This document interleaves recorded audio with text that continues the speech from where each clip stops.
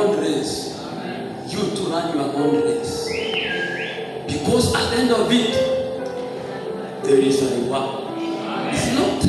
It's not about ya kwamba unakimbia hivi au kimbia ukuje kupotea au kimbia ukuje kupoteza, lakini unakimbia kwa sababu unajua at the end of this race there is a reward.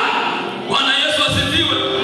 Usiangalie mtu kama Bartimayo, alikuwa anaambiwa acha kupiga kelele, lakini akasema ya kwamba Yesu mwana wa Daudi, naomba unihurumie.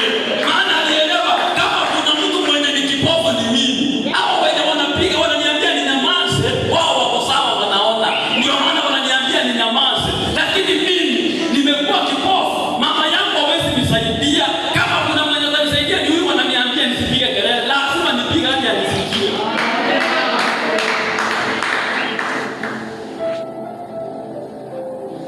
Alikuwa amefocus on his personal calling. Akasema ya kwamba nimekuwa kipofu tangu kuzaliwa. Hata kama wananiambia Joel ninyamaze, nikinyamaza sitawahi ona kabisa. Wacha nipige tu kelele kwenye uponyaji aliona.